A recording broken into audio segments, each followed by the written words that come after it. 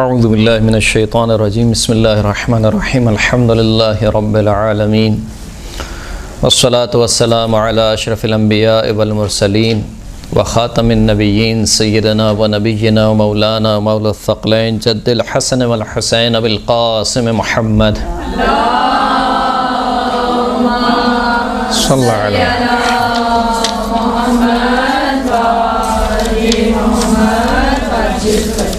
وعلى آله الطيبين الطاهرين المعصومين واللعنة الدائمة على أعدائهم أجمعين أما بعد فقد قال الله سبحانه وتعالى في كتابه المجيد والفرقان الحميد بسم الله الرحمن الرحيم يا أيها الذين آمنوا لما تقولون ما لا تفعلون وقال أيضا كبر مقتا عند الله أن تقولوا ما لا تفعلون. سورہ مبارکہ صف کی آیت نمبر 2 اور آیت نمبر 3 آپ کی خدمت میں سرنامہ کلام کے طور پر پیش کی. گفتگو کا موضوع یہ ہے کہ ایک طالب علم کے اندر کیا اچھی صفات پیدا ہونی چاہیے اور وہ کون سی خامیاں ہیں کہ جس سے طالب علم کو باخبر رہنا چاہیے. یعنی جب ایک شخص بالخصوص دین کا علم حاصل کرنے کی راہ پر نکل پڑتا ہے تو یقیناً کچھ خامیاں کچھ اچھائیاں اس کے اندر پیدا ہوتی ہیں. مثال کے طور پر وہ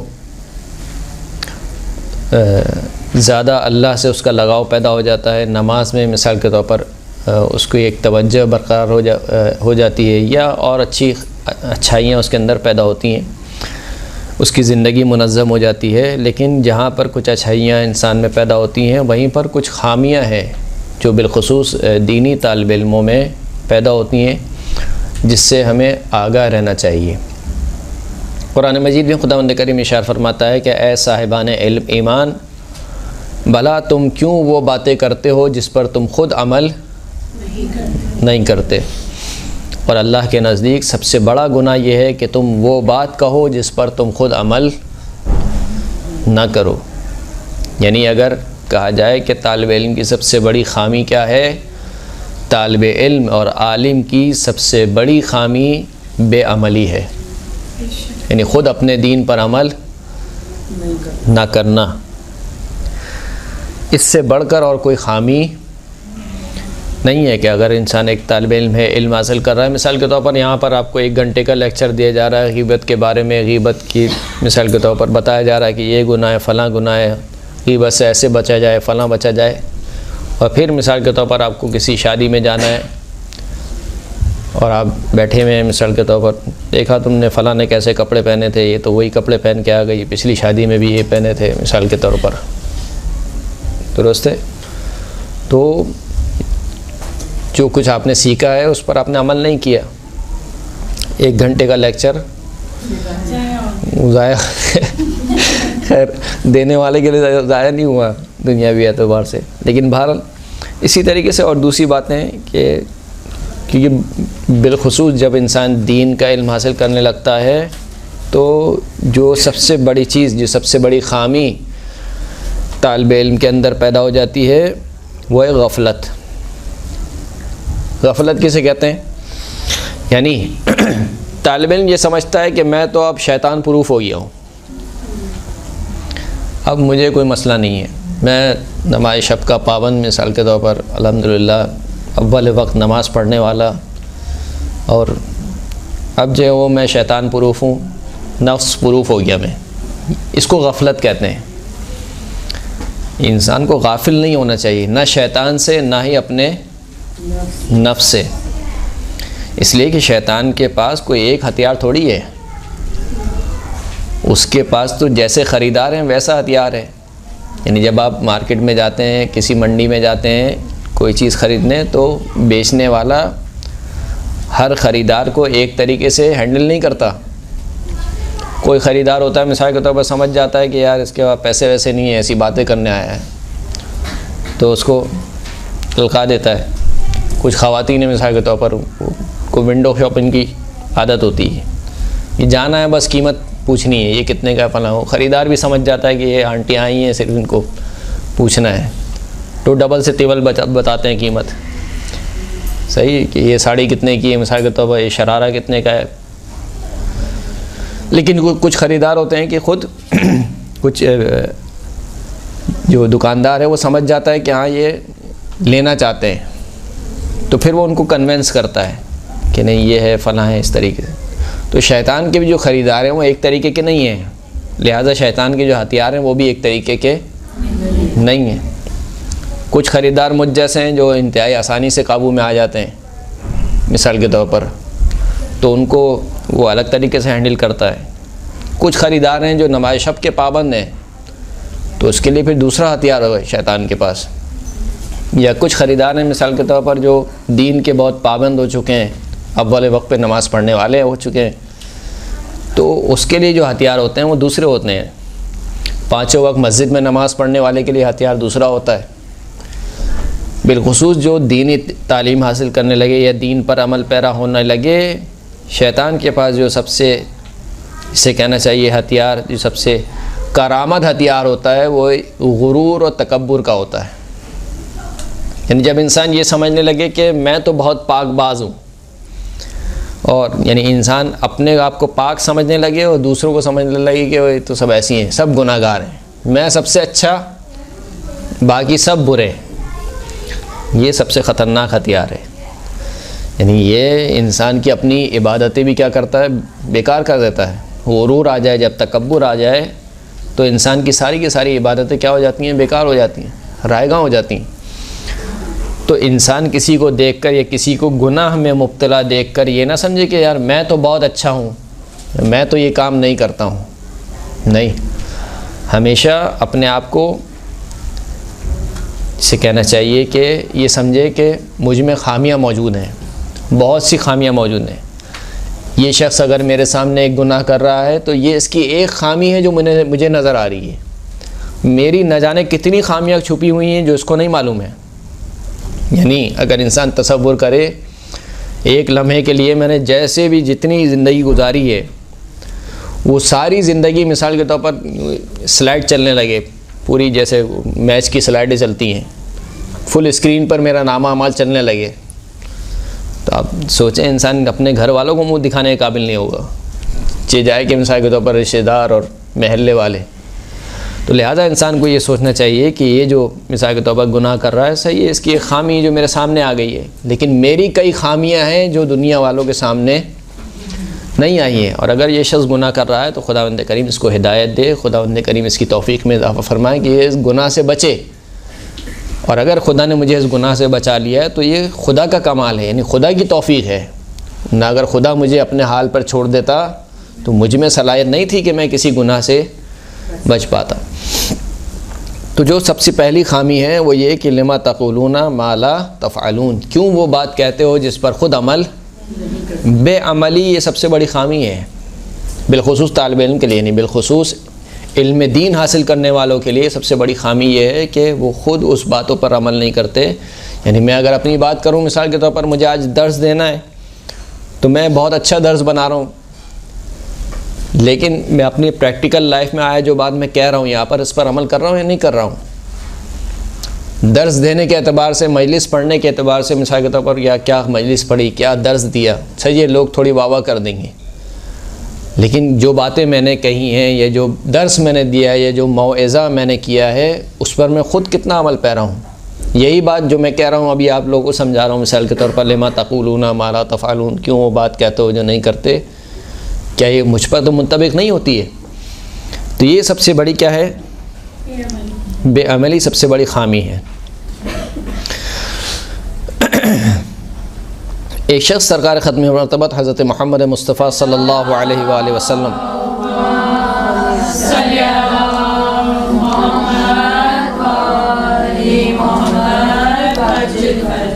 سرکار کی خدمت میں حاضر ہوا اور کہا کہ جو فلاں شخص ہے بہت علامہ ہے. علامہ یعنی بہت زیادہ جاننے والا.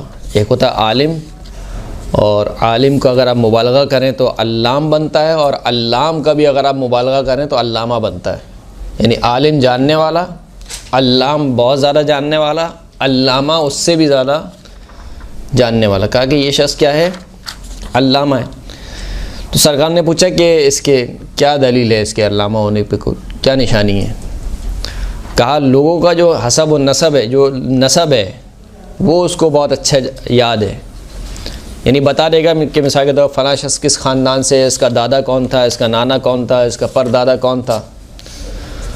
تو سرکار نے ارشاد فرمایا کہ یہ وہ علم ہے کہ اگر یہ نہ بھی جانتا تو اس کو کوئی نقصان نہ ہوتا۔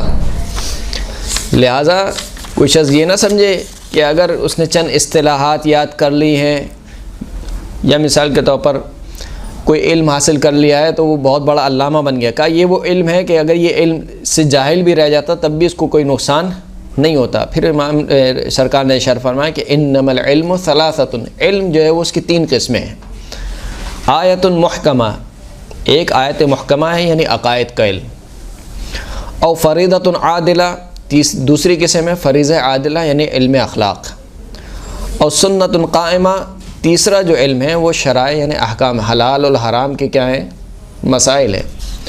یہ اصل علم ہے جو انسان کو حاصل کرنا چاہیے، جس کے پر انسان کو سیکھنا چاہیے۔ جیسے کہ خود امام اس آیت کی تشریح میں، اس آیت کی تفسیر میں فرماتے ہیں کہ فَلْيَنظُرِ الْإِنسَانُ إِلَى طَعَامِهِ، انسان کو دیکھنا چاہیے اپنے کھانے کی جانب۔ قرآن کی آیت ہے، کہا کہ یہاں پر طعام سے کیا مراد ہے؟ قَالَ قُلْتُ مَا طَعَامُهُ، راوی نے کہا کہ اس کا کھانا کیا ہے؟ امام نے فرمایا کہ عِلْمُهُ الَّذِي يَأْخُذُ عَمَّنْ يَأْخُذُ، کہ 2 چیزیں دیکھنی ہیں، ایک تو وہ کون سا علم حاصل کر رہا ہے اور کس شخص سے علم حاصل کر رہا ہے۔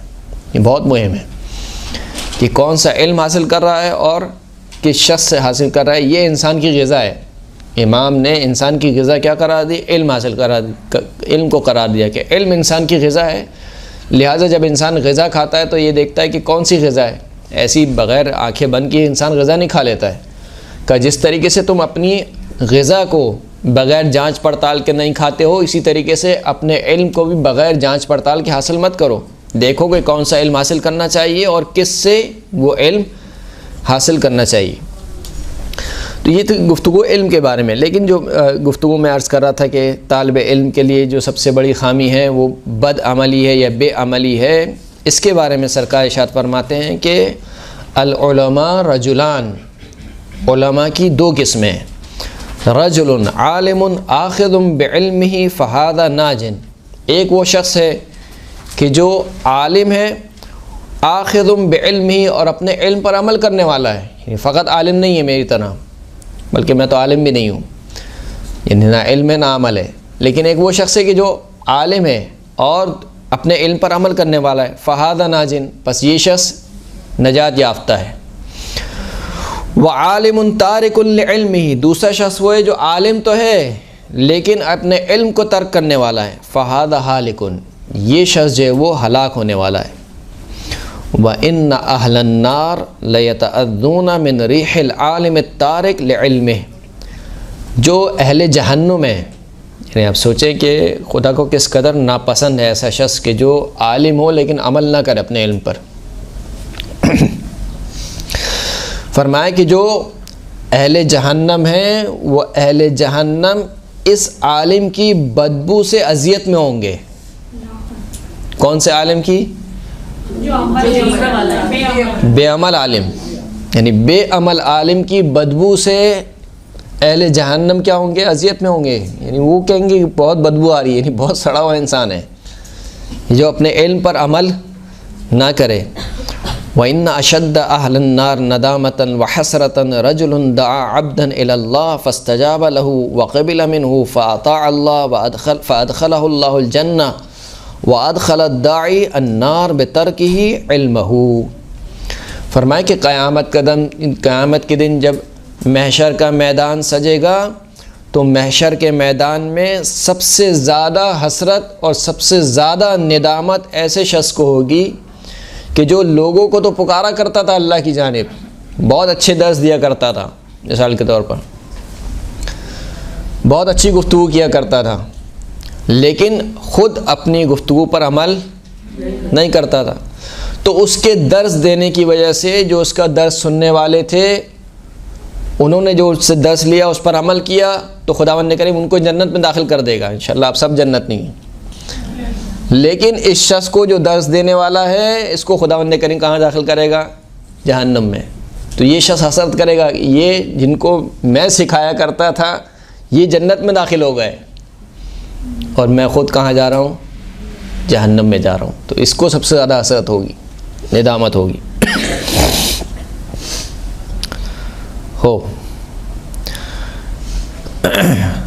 کیونکہ اس نے اپنے علم کو ترک کر دیا اور اپنی ہوا اور ہوس کے پیچھے چلا گیا. وَأَمَّا اتِّبَاعُ الْهَوَى فَيَصُدُّ عَنِ الْحَقِّ وَطُولُ الْعَمَلِ يُنْسِي الْآخِرَةَ. دو چیزوں کی طرف رہنمائی کی کہ طالب علم میں یہ دو چیزیں نہیں ہونی چاہیے.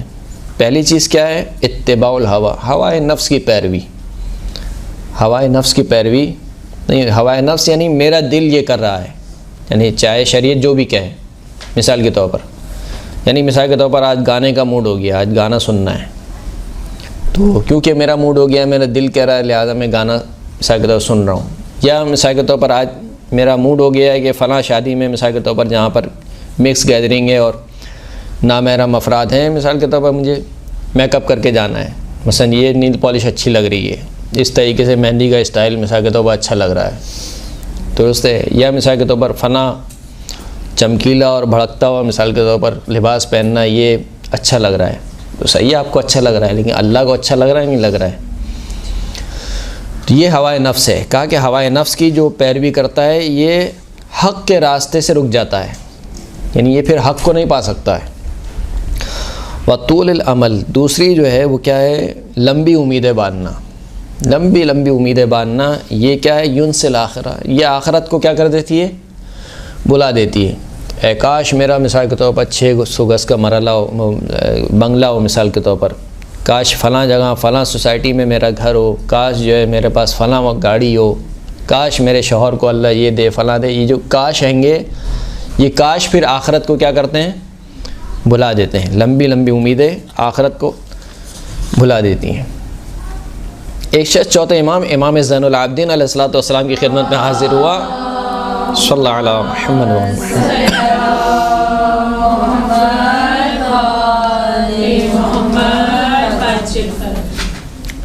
امام سے کچھ مسائل اس نے پوچھے تو امام نے جواب دے دیے.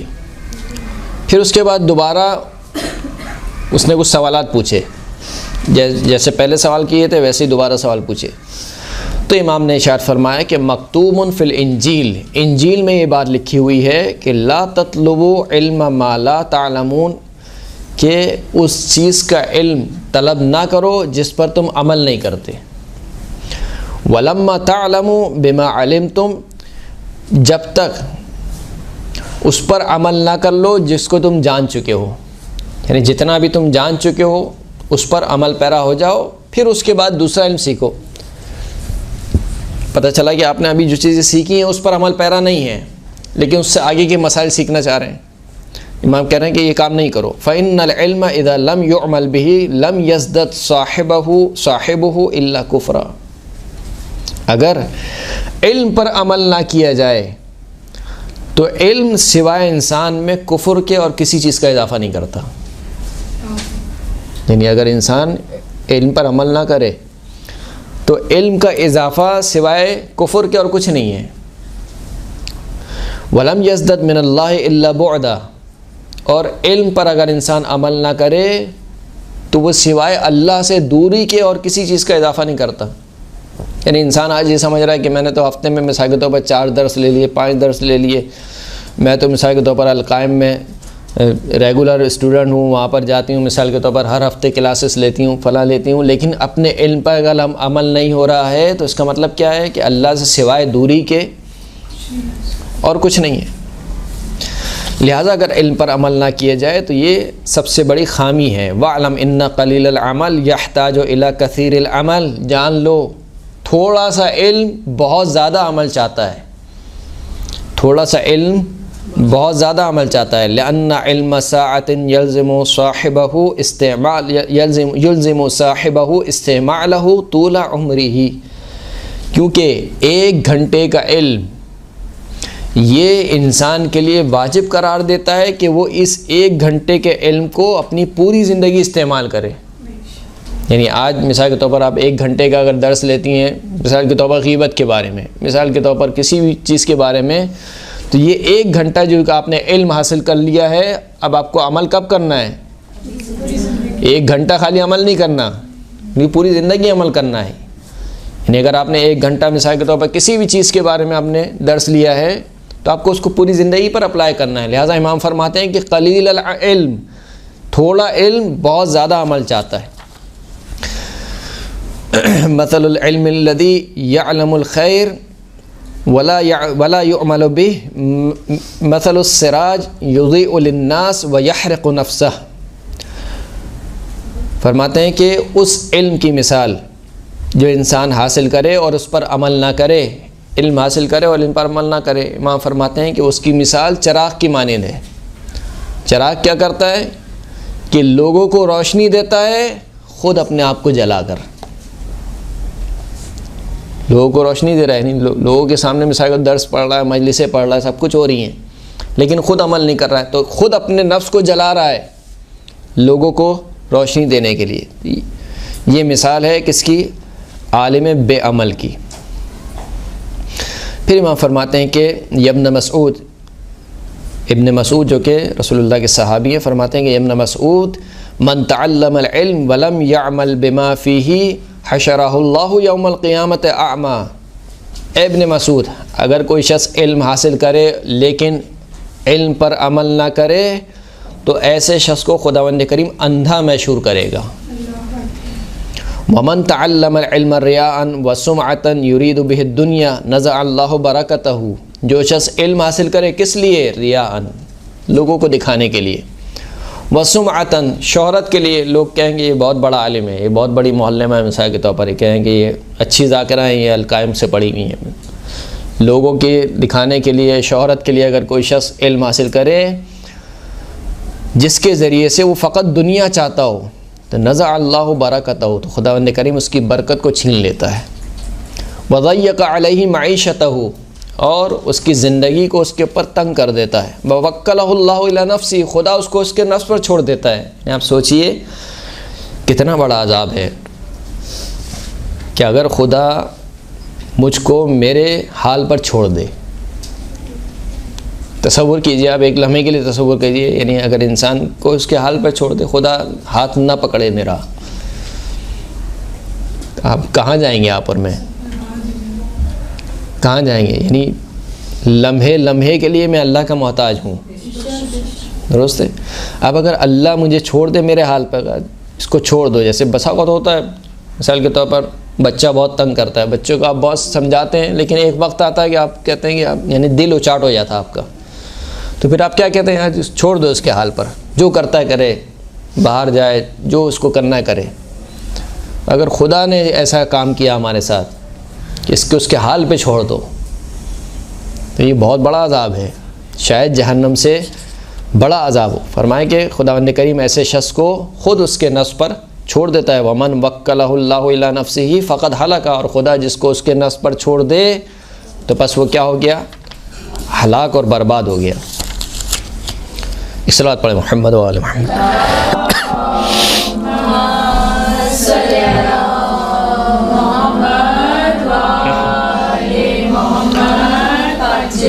تو بس اب تک کے درس کا خلاصہ یہ نکلا کہ طالب علم کو 3 چیزوں سے ہوشیار رہنا چاہیے۔ پہلی چیز یہ کہ بے عملی نہ آنے پائے، جتنا علم حاصل کیا ہے اس پر کیا کرے؟ عمل کرے۔ دوسری چیز کبھی بھی غافل نہ ہو، یعنی کیا مطلب؟ کبھی بھی اپنے آپ کو شیطان پروف اور نفس پروف نہ سمجھے، ہمیشہ ہوشیار رہے۔ جیسے ایک سرحد پہ بیٹھنے والا جو فوجی ہوتا ہے، اگر وہ سو جائے تو کیا ہوگا؟ وہ دشمن حملہ کر دے گا۔ اسی طریقے سے انسان کو بھی کیا ہونا چاہیے؟ ہر وقت ہوشیار، اور ہر وقت اسی لیے کہا کہ من لم یحاسب فی کل یوم لیس منا، جو شخص ہر روز اپنا محاسبہ نہ کرے وہ ہم میں سے نہیں ہے۔ رات کے وقت جو شخص اپنا محاسبہ نہ کرے کہ آج کے دن کیسا گزارا، میں نے کیا کیا، کہا کہ وہ ہم میں سے نہیں ہے، نہیں امام فرما رہے ہم میں سے نہیں ہے۔ بس جو شخص اپنا محاسبہ کرے اور پائے کہ اس نے آج اچھے کام انجام دیے ہیں تو بس اللہ سے دعا کرے کہ اس کو مزید توفیق عطا فرمائے کہ وہ اچھے کام کرے۔ اور اگر کوئی شخص محاسبہ کرے اور دیکھے کہ آج کچھ گناہ سرزد ہو گئے ہیں تو اسی وقت اللہ سے کیا کرے؟ استغفار کرے، توبہ کرے۔ یہ کیا ہے؟ یہ حالت غفلت سے نکالنے کے لیے جب آپ روز اپنا محاسبہ کرے گا انسان تو پھر انسان غافل نہیں رہے گا۔ تو دوسری جو خامی ہے جو طالب علم کو لاحق ہوتی ہے وہ غفلت کا شکار ہونا ہے، یعنی انسان یہ سمجھتا ہے کہ میں تو اب مثال کے طور پر نمازی پرہیزگار ہو گیا ہوں، اب مجھے کچھ نہیں ہو سکتا ہے۔ تیسری جو خامی ہے جو ہم نے عرض کی ابھی تک، غرور اور تکبر میں مبتلا نہ ہو، یعنی اپنے آپ کو پاک باز سمجھے اور دوسرے کو انتہائی مثال کے طور پر فاسق و فاجر سمجھے، یہ نہیں ہونا چاہیے جو ہمارے معاشرے میں رائج ہے بہت، کہ جب ہم اچھے ہو جاتے ہیں یعنی نمازی پرہیزگار ہو جاتے ہیں تو ہم مثال کے طور پر دوسری خواتین کو یا دوسرے افراد کو سمجھتے ہیں کہ یہ تو بہت ہی مثال کے طور پر فاسق و فاجر ہیں، یہ مثال کے طور پر دین سے خارج ہو گئے ہیں۔ ایسا نہیں ہے، ہمیشہ مریض کے مرض سے نفرت کرنی چاہیے، مریض سے نفرت نہیں کرنی چاہیے۔ آپ کو ان کا فعل برا لگ رہا ہے تو صحیح آپ کہیں کہ یہ فعل اچھا نہیں ہے، دعا کرنی چاہیے۔ اگر زبان سے ممکن ہے تو عمل معروف اور نہی عن المنکر کی شرائط اگر پائی جاتی ہوں تو عمل معروف نہی عن المنکر کرے، زبان سے کر سکتا ہے زبان سے کرے، ہاتھ سے کر سکتا ہے ہاتھ سے کرے، لیکن اگر نہیں کر سکتا تو کم از کم دعا تو کر سکتا ہے، اپنی زبان سے ان کے لیے دعا کرے کہ خداوند کریم ان کو نیک توفیقات عطا فرمائے۔ تو یہ تین چیزیں